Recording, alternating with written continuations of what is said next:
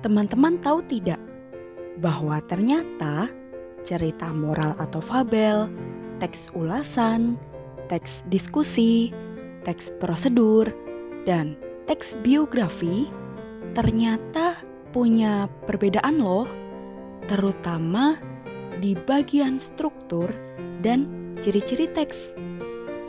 Yuk kita belajar bersama-sama. Oh ya, sebelumnya lebih baik kita perkenalan terlebih dahulu nih. Perkenalkan, kami Asri Kamila Ramadhani dan Andika Simamora.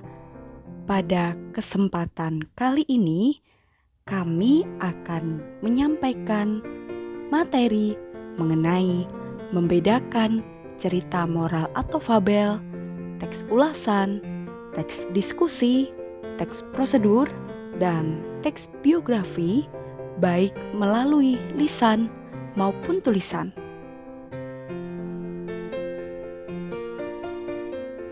Kita belajar bareng-bareng yuk.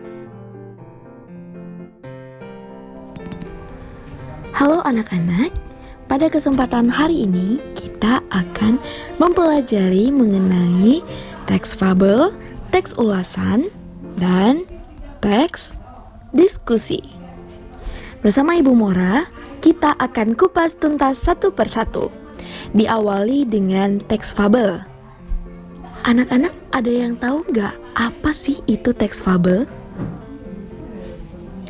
Nah, teks fabel adalah sebuah cerita pendek yang biasanya menggambarkan binatang sebagai tokoh, tetapi juga menyampaikan moral. Jadi, fabel adalah cerita fiksi berupa dongeng yang menggambarkan budi pekerti manusia yang diibaratkan pada binatang. Nah, apa sih ciri-ciri dari teks fabel, Bu? Jawabannya, yang pertama, tokoh utamanya adalah binatang. Yang kedua, memiliki alur cerita yang sederhana. Yang ketiga, ceritanya singkat dan bergerak cepat. Yang keempat, karakter tokoh tidak diuraikan secara terperinci. Yang kelima, gaya penceritaan secara lisan. Yang keenam, pesan atau tema kadang-kadang dituliskan dalam cerita atau tersirat. Kemudian yang terakhir, pendahuluan sangat singkat dan langsung. Selain dari ciri-ciri, teks fabel juga memiliki struktur teks, seperti yang pertama, tentunya terdiri dari judul. Judul adalah kepala karangan yang berfungsi mengarahkan pikiran pembaca tentang gambaran umum isi fabel. Yang kedua, orientasi adalah kalimat yang terdapat pada awal cerita yang fungsinya untuk pengenalan waktu, tempat, dan karakter atau tokoh. Yang ketiga, komplikasi adalah bagian di mana atau muncullah masalah atau konflik dari sebuah cerita. Yang keempat, klimaks adalah konflik mencapai puncaknya. Yang kelima, resolusi adalah bagian penyelesaian masalah atau pemecahan konflik pada cerita.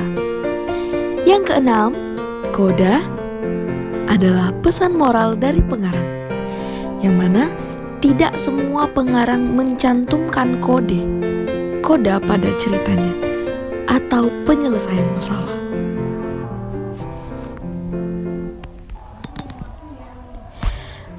Wah, sudah menambah pengetahuan bukan tentang teks fabel? Selanjutnya kita mau membahas tentang teks ulasan. Teks ulasan atau resensi memiliki ciri-ciri seperti ini. Yang pertama, strukturnya itu terdiri atas orientasi, tafsiran, evaluasi, dan rangkuman. Yang kedua, memuat informasi berdasarkan pandangan atau opini penulis mengenai suatu karya atau produk. Yang ketiga, opininya berdasarkan fakta yang diinterpretasikan. Yang keempat, memiliki nama lain yaitu resensi. Struktur teks ulasan merupakan susunan yang membangun sebuah teks ulasan sehingga menjadi suatu teks yang utuh. Adapun penjelasan dari strukturnya, kita akan kupas satu persatu. Orientasi. Nah, apa itu orientasi? Orientasi merupakan bagian pertama yang menjelaskan tentang gambaran umum sebuah karya, baik itu film, drama, maupun sebuah buku yang akan diulas. Bagian orientasi memberikan penjelasan kepada pembaca mengenai apa sih yang akan diulas. Yang kedua, tafsiran. Tafsiran merupakan bagian yang berisi penjelasan detail mengenai sebuah karya yang diulas. Misalnya berisi tentang bagian-bagian suatu karya, keunikan, keunggulan, kualitas, dan sebagainya. Kemudian yang ketiga ada evaluasi.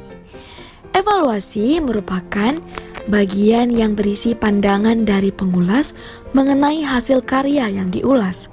Evaluasi dilakukan setelah pengulas melakukan tafsiran secara cukup terhadap hasil karya tersebut. Pada bagian evaluasi ini, pengulas akan menyebutkan bagian yang bernilai atau kelebihan dari karya tersebut, ataupun bagian yang kurang bernilai atau kekurangan dari karya tersebut. Kemudian yang keempat ada rangkuman. Rangkuman merupakan bagian yang berisi kesimpulan dari ulasan terhadap suatu karya. Bagian ini juga memuat komentar penulis apakah hasil karya tersebut berkualitas atau tidak untuk ditonton atau dibaca. Wah, sangat menarik bukan? Oke deh. Setelah teks ulasan, kita akan kembali membahas tentang teks diskusi. Waduh, apa itu teks diskusi? Biasanya sih kita dalam sehari-hari tuh melakukan diskusi ya dengan teman sekelas atau mungkin dengan orang tua dan teman-teman pergaulan kita. Tapi ternyata diskusi itu tidak hanya secara lisan, guys. Ada juga bentuk teksnya. Nah, teks diskusi mempunyai 4 struktur, diantaranya yaitu isu, argumen mendukung, argumen menolak, dan terakhir ialah kesimpulan. Untuk lebih memahami, yuk kita bahas isu. Isu berisi masalah yang akan didiskusikan secara bersama-sama. Kemudian argumen mendukung adalah berisi argumen atau alasan yang mendukung suatu hal yang menjadi pokok permasalahan diskusi. Jadi setelah menyampaikan masalah, penulis dapat menyampaikan pendapat dari satu sudut pandang pendukung disertai alasan-alasan dan bukti untuk mendukung pendapat yang disampaikan sebelumnya. Kemudian ada argumen menentang nih, yaitu berisi argumen atau alasan yang menentang argumen yang mendukung. Pada tahap ini, penulis memaparkan pendapat disertai alasan dan bukti dari sudut pandang kontra. Kemudian yang terakhir, hasil akhir yang berisi kesimpulan dan rekomendasi tentang suatu isu yang berisi jalan tengah antara pendapat pro dan kontra. Nah, itu dia tadi pembahasan mengenai teks fabel, teks ulasan, dan teks diskusi. Sangat informatif sekali, bukan?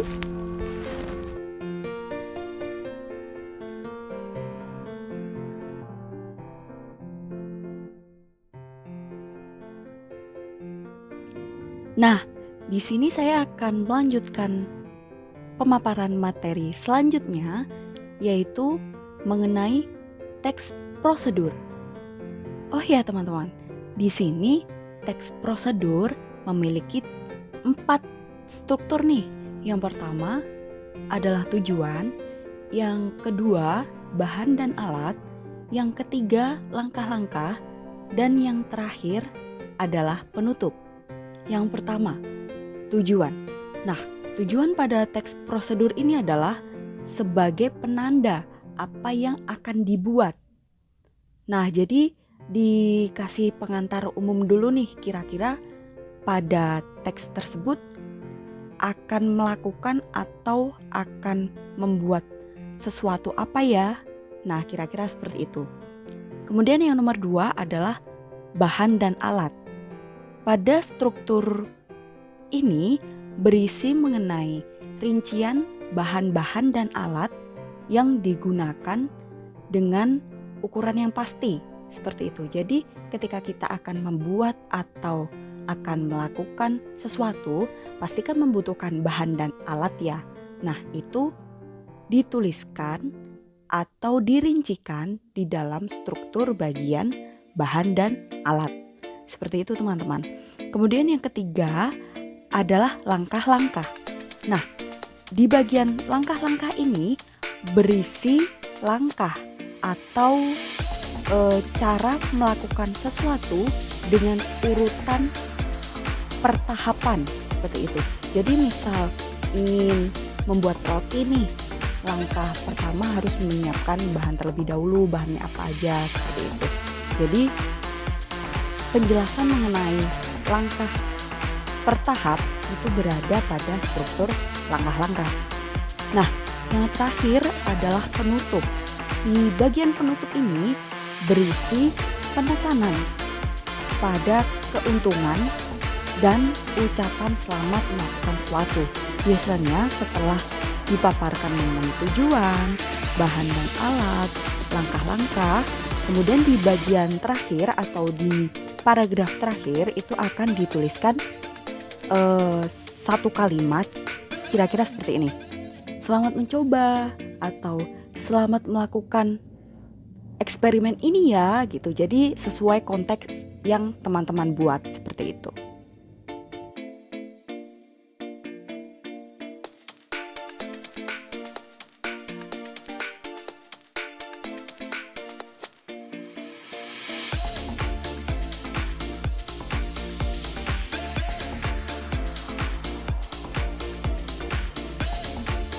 Oke deh, untuk selanjutnya kita beranjak menuju teks biografi teman-teman. Jadi teks biografi ini memiliki beberapa ciri-ciri nih. Yang pertama, teks biografi harus membawa suatu informasi berlandaskan kenyataan pada tokoh yang sedang diceritakan dalam bentuk narasi.